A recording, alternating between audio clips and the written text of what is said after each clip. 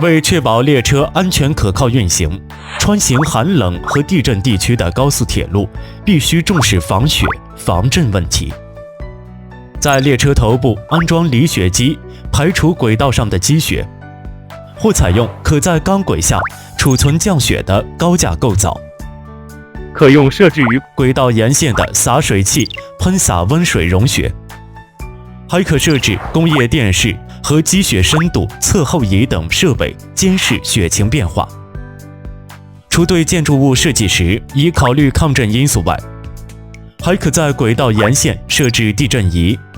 测得较大地震时，列车自动停车，以减轻灾害损失。近年来，研制了地震早期检测报警系统，